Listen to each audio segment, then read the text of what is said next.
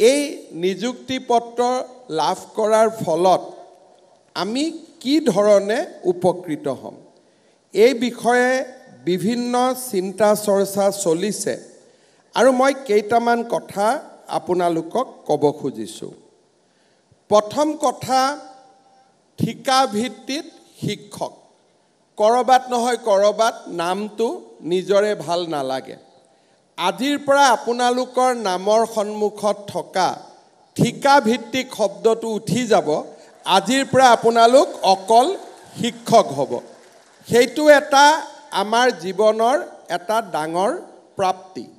কাৰণ ইমান দিনে কৰবাত নহয় কৰবাত যদি ঠিকা ভিত্তিক শব্দটো আমাৰ সন্মুখত নাথাকিলেহেঁতেন আমাৰ মনটো হয়তো আৰু ভাল লাগিলহেঁতেন। অহাকালি যেতিয়া আমি স্কুলত যোগদান কৰিম, আমি নিজক শিক্ষক হিচাপে যোগদান কৰি মনটো আপোনালোকৰ বহুত পাতল পাতল লাগিব। অহাকালি আপোনালোকে নিজৰ অভিজ্ঞতা মোক নিজে ক'ব। আপোনালোকে নিজে অনুভৱ কৰিব যে জীৱনত এটা ডাঙৰ পৰিৱৰ্তন আহিল। ইয়াৰ পিছত যেতিয়ালৈকে আমি ঠিকাভিত্তিক শিক্ষক হৈ আছিলোঁ, আমাৰ সন্মুখত অৱসৰকালীন আমি কি পেঞ্চন পাম তাক আমি কোনেও নাজানিছিলোঁ। CPF-ত আমাৰ 10% দৰমহাৰ ধন জমা আছিলে আৰু লাহে লাহে দৰমহাৰ স্লেবটো বাঢ়ি যোৱাৰ পিছত CPF-ৰ আওতাৰ পৰাও আমি বাহিৰত আছিলোঁ। এতিয়া যিসকলৰ 25 বছৰ আৰু 10 বছৰ চাকৰি এতিয়াও থাকিব, আপোনালোকে জানে যে ভাৰত চৰকাৰে ইউনিফাইড পেঞ্চন স্কিম, এই পেঞ্চন স্কিম আমাৰ বাবে লৈ আহিছে। এতিয়াৰ পৰা আমি অহাকালিৰ পৰা যদিও UPS অসম চৰকাৰে এতিয়াও গ্ৰহণ কৰা নাই, কিন্তু অহাকালিৰ পৰা আপোনালোক NPS-ত আৰু NPS-ত যোগদান কৰা সকলে অট'মেটিকেলি 1 এপ্ৰিলৰ পৰা আপোনালোকে UPS-লৈকে আপোনালোকে যাবলৈ সক্ষম হ'ব। ইয়াৰ ফলত অৱসৰকালীন জীৱনত যিটো সৰ্বশিক্ষা অভিযানত থকালৈকে যিটো অৱসৰকালীন জীৱনৰ এটা নিশ্চয়তা আমাৰ নাছিলে, এতিয়া আমি বহু পৰিমাণে অৱসৰকালীন জীৱনত এটা নিশ্চয়তা পাবলৈ সক্ষম হ'ম।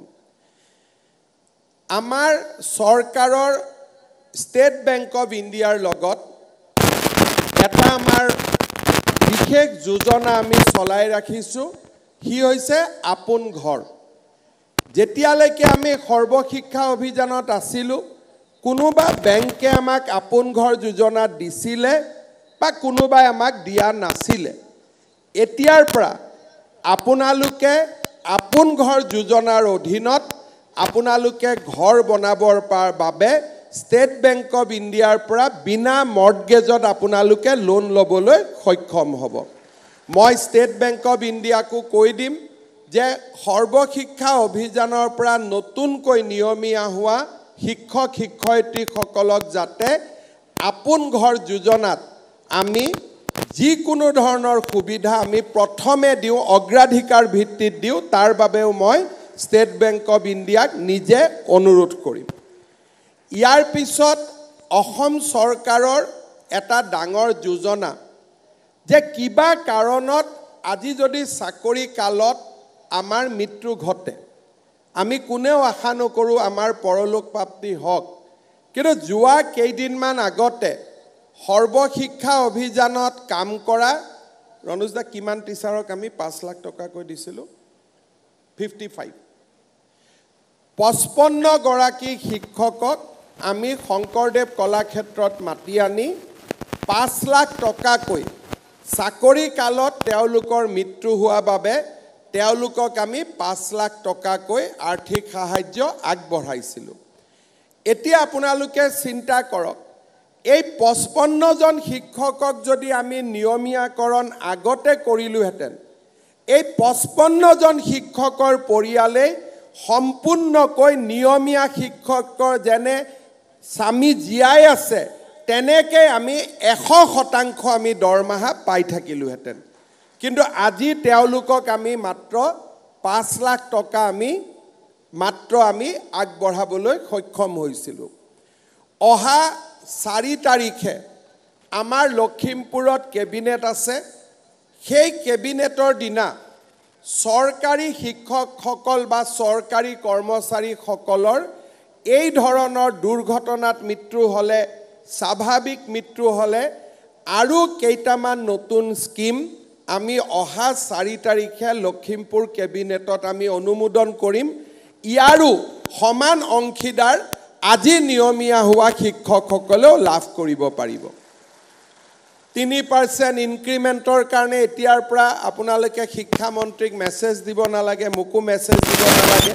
নিজে নিজে বছৰত যেতিয়াই বছৰ হ'ব 3% ইনক্ৰিমেণ্ট আপোনালোকৰ লগত নিজে নিজে যোগদান হৈ যাব। ডিএৰ কাৰণে আপোনালোকে মেছেজ দিব নালাগে। আন 10জন চৰকাৰী কৰ্মচাৰীয়ে যেনেকৈ ডিএ পাব তেনেকৈ আপোনালোকে ডিএ পাব। তাৰ বাবে আপোনালোকে কোনো চিন্তা কৰিব নালাগে।